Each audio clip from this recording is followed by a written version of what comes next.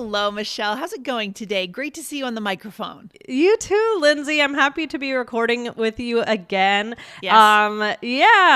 But everything is good over here. Guys, Lindsay and I were both away, and now we are coming back to the mic, refreshed and ready for all that's to come this year. Exactly. It's going to be a great year in 2026. So, Michelle, what are we getting into on the podcast today for our listeners? Okay, so I have a question. Do you ever have to watch Kiefer like a hawk?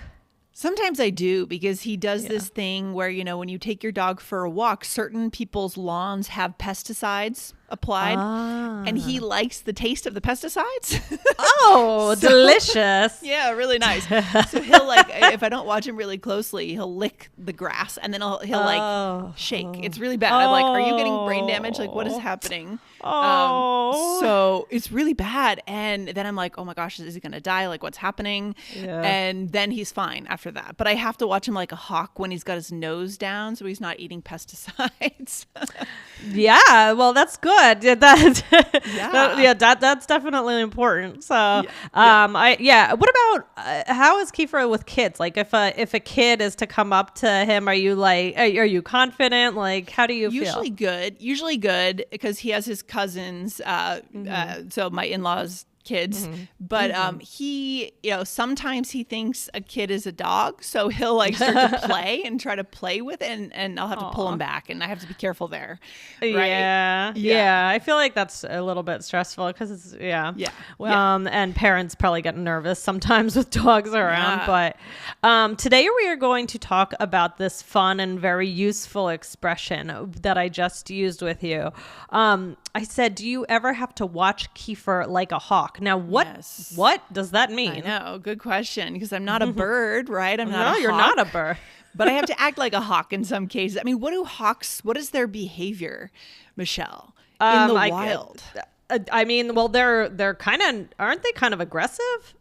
I guess maybe they're aggressive. Maybe they just hunt down their prey. I don't know. I'm not a bird expert, right? We might have a bird expert in the audience. But based on the idiom, I would think that hawks really look at, they track things very closely, because that's what we're talking about doing here, right? Michelle is tracking something, keeping a very close watch, right? I don't know if they're aggressive, but what I'm looking at here, just in my hawk research, is that they have very good eyesight. Good eyesight. It said, here from web.stanford.edu, hawks can distinguish their prey at something like 2 or 3 times the distance that a human being can detect the same. So they have awesome eyes. Yep, good eyes. So having good eyes, laser focused eyes, looking at something very closely, especially in that case, their prey, right? But in our case, it's usually something we're trying to take care of more than anything, right? Right, yeah. Exactly. So you have kids, Michelle, so I'm sure that you have something to say here. Constantly, right? I'm constantly having to watch them, especially the little one. Oh my gosh, yeah. And when kids, especially when they're at that age, 2 to 1.5 to 3, where they're moving around, but they don't know danger yet. Oh, scary. God. Yeah, that's. Yeah, because they could put something in their mouth. They could put their finger somewhere, like in an outlet. You got to be really careful, right? Yeah, you got to baby proof. Oh my gosh. Let's give some sample sentences to our listeners so they get the gist a bit more, shall we? Okay, here we go. I have to watch my kids like a hawk when they are around candy. And that's... Yeah, my kids would just sit and eat candy all day if I would too if I could. I mean, yeah. Who wouldn't, right? No. Yep. Here's another one. When babies are learning to walk, you have to watch them like a hawk, probably because they fall down a lot, right? And then they could get hurt, I suppose. Yes, right? And then especially if you have stairs in your house. Oh gosh. Yeah. Or here we go. Here's one more. I noticed she was watching me like a hawk, and I didn't know why. Then she came over and told me that I was her first grade student all those years ago. Oh, do you ever have that experience, Michelle, where you can feel that someone is watching you? You just have that feeling. Yeah, that somebody might know you. Yeah. So we were at a this is funny. We were just on a cruise, and Dan has, I think I told you, blue hair right now. Oh yeah, that's right. Yeah, you told us that. Yeah. So people on the cruise, like teenagers, kept on, he like kind of staring at him. Interesting. And then twice, once somebody came and said that like they knew him from some basketball thing. And then this other kid walked by and was like, I'm a big fan. And we looked it up. Yeah, and we found who it is. And it's this guy with blue hair who does basketball tricks. That's so funny. Oh my God. They're like, big fan. And Dan probably said, oh, thanks. Yeah, he was like, thanks. Sure. Like, and then he just like wanted to embrace it. He was just like kind of looking around like, yeah, this is me. That's so funny. I love that. Yeah. They were watching him like a hawk, I'm sure. Yes, right? Exactly. Yeah, I mean, you can't help it when you see someone you think is a celebrity. You can't help but stare, right? Of course you're going to stare. Yeah. It's hilarious. So, guys, we're going to talk more about this in just a second. But remember to hit the follow button wherever you're listening to All Ears English so you never miss anything from us. Let the episodes come to you. If you're watching on YouTube, make sure you hit subscribe. Yeah. And Michelle, is it just people that we can watch like a hawk, or are there things that we can watch like a hawk, or items? There are things. Yeah. You can watch a person like a hawk. You can watch a thing like a hawk. So here's an example of something that people might watch like a hawk. Okay. You have to watch the ticket prices like a hawk every day and pounce when you get a good price. That could be like a kind of an auction is how you would have to behave in an auction, an online auction, or just as ticket prices change, right? Right. So maybe airline tickets. Yep. I was thinking like sports tickets, something like that, where they're constantly changing. Yes. And yeah, especially, oh my gosh, with airline tickets these days, you really want to get the best deal possible. I know for sure. Or stocks, right? Some people will play the stock market and try to buy low, sell high. I'm watching this stock like a hawk. I want to get in at the right time.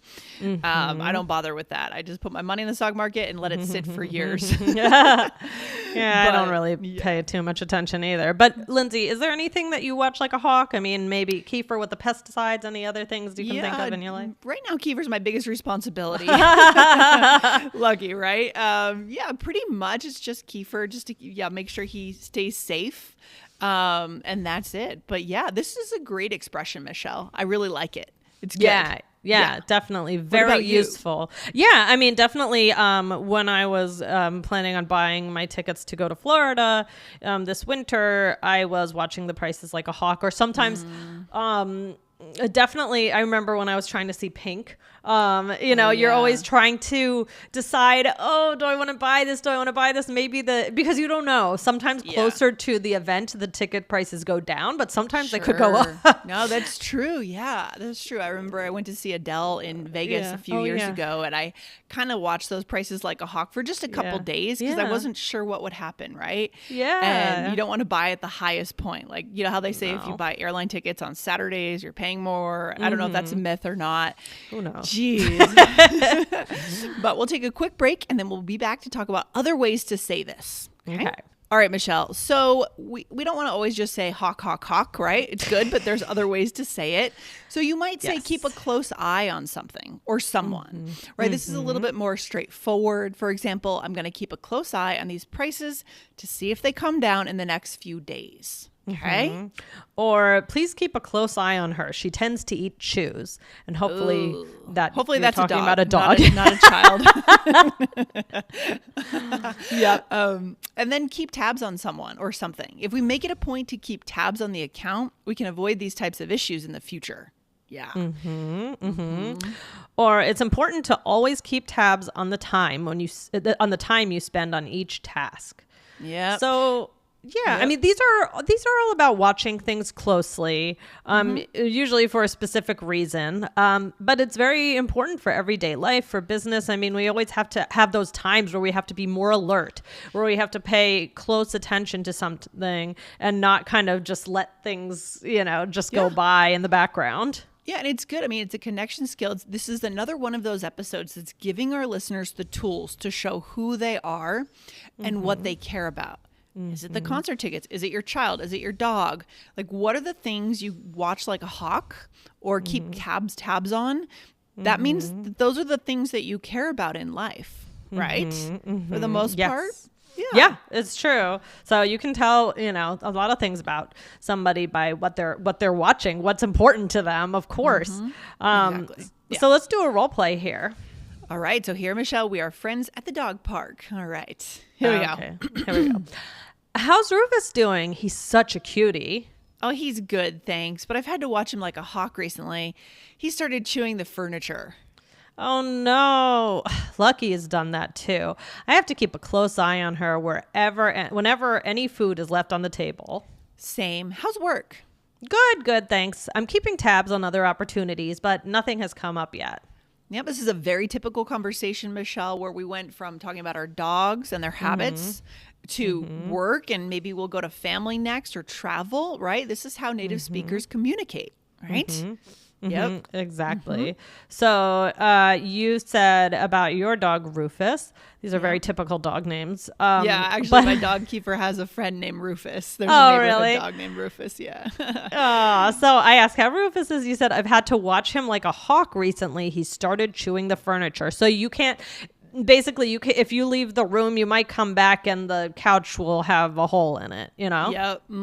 Exactly. So I've had to watch him like a hawk. Yeah. When you first adopt a new dog, or if a dog moves to a new stage of life, he might become a little bit like when dogs turn, I think it's like 1 or 1.5, they become really like adolescents, like tricky to deal with, tricky to handle. They move out of puppy stage into troublemaking stage sometimes.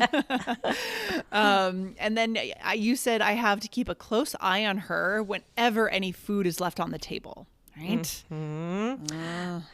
And then you said, how's work? And I said, good, thanks. I'm keeping tabs on other opportunities, but nothing has come up yet. So keeping tabs sounds a little less intense to me than watching like a hawk, right? I feel like it's pulling back a little. Like keeping tabs, it's not necessarily like so intense. It makes me think more, you're a little more casual. Yep, I totally agree with you. There's a degree of intensity here. Yeah. You know, you're not saying that you're watching LinkedIn like a hawk for other opportunities, right? You're just saying, like, you're checking in a few times a week, something like that, but it's not with the same intensity as watching like a hawk. Right? Exactly. Yes. So and Lindsay, I want to let our listeners know about another great episode that an interview that we had a guest on episode 2546. It was Why Repetition is Key with Hadar Shemesh. Yes, and Aubrey did this interview. So guys, check it out.